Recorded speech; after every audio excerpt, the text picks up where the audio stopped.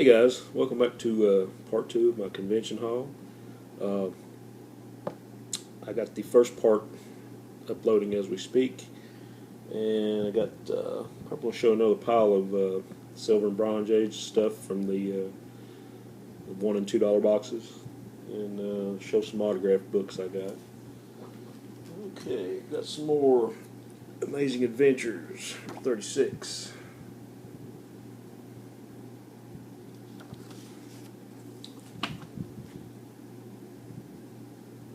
Submariner 46. These cool picture frame covers. Gil Kane cover, probably. Could be wrong. Our Fighting Forces 148. Joe Kubert. Man, I just cannot get enough of those covers. They're just beautiful stuff. And I actually found, and I'm surprised I didn't have this already, but I found a copy of Invaders #1. Pretty good shape.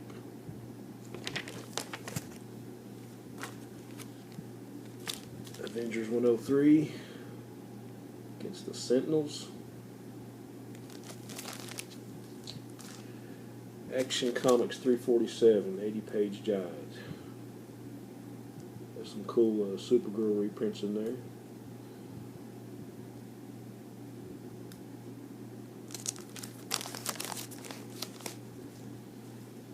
And something a little bit different.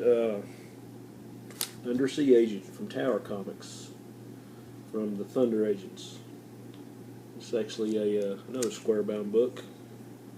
Pretty decent shape, actually, except for the bottom.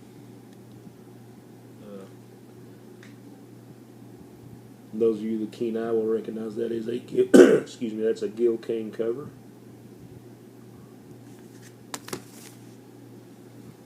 Marvel Superheroes 25, another square-bound book. Actually, really good shape. There's some X-Men, Hulk, and Daredevil reprints, Submariner, Jack Kirby cover. Superman 249. Neil Adams cover and the first appearance of Terra Man.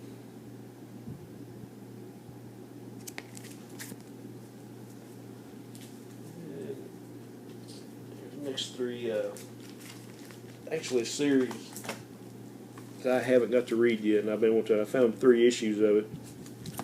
You know, I could buy the trade, but I'll probably just go ahead and try to hunt down the other 3. Frank Miller's Running. DC in the early 80s. Number 1. Number 2.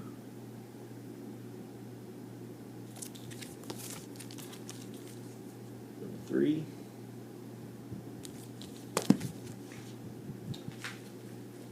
And here we have Captain America 214.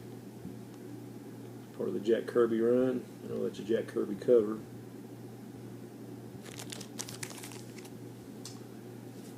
Weird Mystery Tales 13.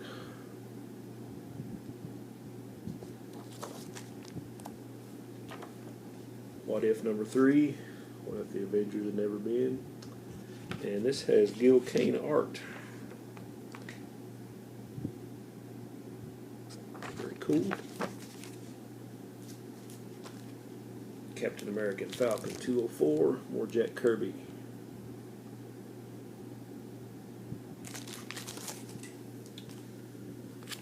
Batman 274, Ernie Chan cover.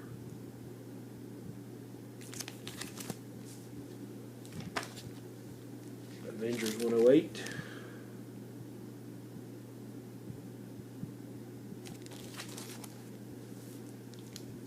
Captain America 213, Kirby.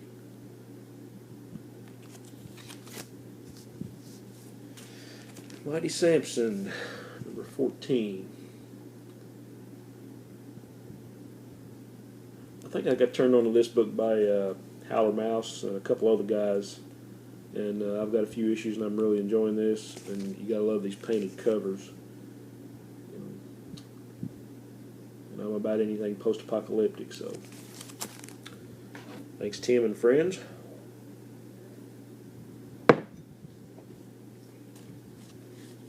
Power Warlock, number 8.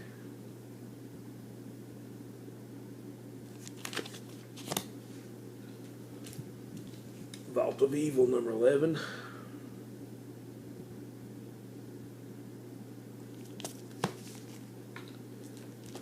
Captain America 212.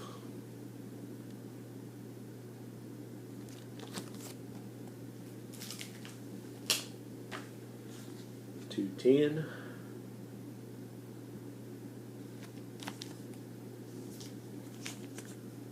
$209.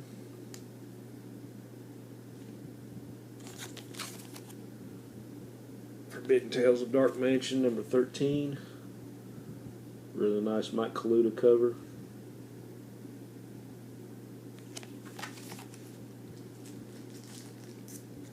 And World's Finest, 197. Another giant. It's probably looks like a Kurt Swan Murphy Anderson cover, but another square bound. Okay, I'll show you some autograph stuff.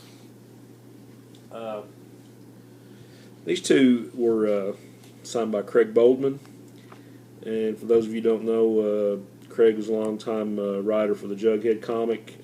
He actually did the inks and some other artwork for the Amazing Man series back in the 80s.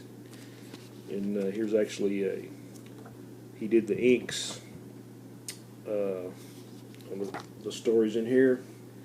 Actually got him sign that. Best wishes to Shannon Craig Boldman. Kind of got the Frank Miller cover going on there. And where Craig's a big fan of the Archie comics, you know, obviously he's worked for them for years, and I think actually he did some writing for the Superman books back in the 80s, if I'm not mistaken. But I found out he's a big Sam Schwartz fan, and for those of you that don't know who Sam Schwartz is and didn't follow Archie comics, this guy had the to me was the look for Jughead, and he drew Jughead forever, and he did a lot of the other Archie comics, but he had like a real long run on Jughead, and I think he also did some stuff for Tower Comics back in the 60s. Anybody remembers the old Wells Archie type character called Tippy Teen? And I think I actually showed one of those in a video. But here's another one. I sensed that he was a Sam Schwartz fan. Here's no Jughead comic he signed for me. And you can, fans of Archie comics, you can recognize that style.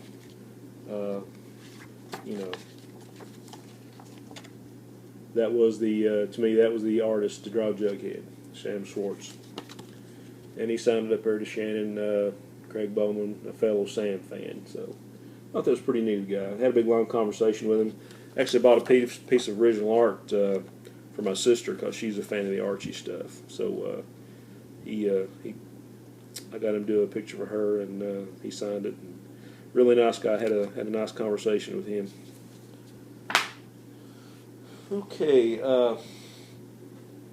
this next one. The first con I went to, actually, I'd got a picture and an autograph, and this has been, like I said, a couple of years ago. And but Mr. Alan Bellman, really fine gentleman, had worked for the Marvel back in the 40s, doing stuff like All Winners. He did some Captain America and Human Torch stories. Did a lot of stuff. Try to find one of his stories in here. Okay, he actually did the inks on Human Torch and Captain America. And there's a story called The Mystery of the Ghost Killer. Find it real quick. Yeah, here we go. There's like a little 2-page spread from the Golden Age that he did. And he, like I say, he inked, I think he he inked some of the stories in the back. Yeah, he inked the Captain America story. So, really nice gentleman. His signature right there. Shannon, best wishes, Alan Bellman. And for those of you that might know, they probably know this book a little bit better. The first con I went to, he had a reprint in this book, Crypt of Shadows 11. And for you guys that collected this title and read this sort of stuff, there's a story in there called, if I can think of it, Vampire Brats. And this was by Alan Bellman. Like I say, he signed this one for me a couple of years ago. But you have like little vampire babies in this story. And actually, he based these the little kids that were vampires. Kind of a funny story. He based this on his daughter. So, cool little story. Like I say, just a real fine gentleman. I think he's probably close to 90 now, and he's still out doing cons. And I'd wanted to take a picture of him at that first con. He said, "Well, no, you can't take this picture. You got to be in the picture." So, my wife Sandy, she was with me, and she actually took a picture. And I brought it back to him this year for him to sign. And this was actually the first con he came to in Lexington. It's him and his wife, and he signed it for me over here. Really, really cool guy. And I think a lot of these guys sometimes get forgotten. You know, if you're not like a huge name like Kirby or Stan Lee or somebody like that, kind of forget that a lot of these guys helped start this whole business. So he's got a website. So if you look up Alan Bellman, some great stuff. Okay, well, there's some more cool stuff. Mike Royer was there, and you guys know him from being the inker on just about everything Kirby did for DC in the 70s. You know, he inked The Demon, Commandy, Sandman, you know, just all sorts of stuff. But I got him sign a few books for me. All of them but one he signed on the inside, and I had him signed my Commandy Archives. This is actually like his, I think it's like his email address. I'll get it out. Comically by Mike Royer. And I actually wanted him to sign this book, Commandy 32, and I just love this two-page spread. And he signed that down at the bottom. You know, where he's first out in the world, going past the ruined Statue of Liberty. So that one for me. Signed one of my copies of Commandy number 1.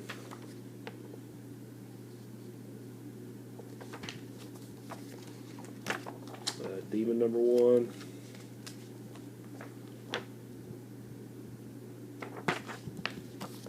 And Sandman number 1. So, really nice guy too. It was funny. I was over there, and him and Jim Steranko were like yakking at each other for like 20 minutes, and they got in this big wild conversation about riding horses, and it was funny. And I got back to Royer's table, and there was some cosplayers there, and there's a pretty little Asian girl that was one of the cosplayers, and she was dressed up like one of the classic Star Trek, you know, characters, like in the blue skirt and all that. And he said, "Have you got a camera on your phone?" I said, "Well, I sure do." And he said, "Would you take a picture of me with this young lady?" So I took a picture of him, and he gave me the email address, and I emailed him the picture. Now I don't know if he's going to show that to his wife or not, but it was kind of funny. But just a top-notch guy. He does a lot of stuff for Disney now, like Winnie the Pooh. You know, he's into the animation stuff, and he has a lot of his original art. So another really cool guy. You know, next best thing to Kirby for me. So. And last of the autographs, I say Jim Steranko was there. Funny guy. He will talk to you all day long, but he doesn't like to have his picture taken for some reason. I said, do you mind if I get a quick picture? He said, yes, I do, but I'll talk to you all day, and I hope you have a great weekend. And I was like, okay, fair enough. But I got him sign 3 of my books. Here's the cover he did for Batman Black and White #2. See, to Shannon from Stranko. And these were like $10 a pop, so I just got 3. It was really hard to choose, so I just I had to choose a DC, and he did very little work for DC, and I had to choose a Marvel. And this is probably one of my favorite Stranko covers of all time, Nick Fury #4. So we signed that one, and this is a book probably a lot of people don't know about, but any Planet of the Apes fans, you will know about it. He actually painted the cover for this. This is like a novel with illustrations, by comic artists and painters and all sorts of things. But Stranko actually painted the cover for this, Conspiracy on the Planet of the Apes. Well, that's just a beautiful cover. But he signed it at the top, and he said he hadn't seen one of those since it come out, so he was kind of surprised to see that book. So, in another 16 minutes, and I'm going to cut this one off, and I'm going to do one more, and it will be the end. But thanks for hanging in there, guys, and see you in part 3. Onward and upward.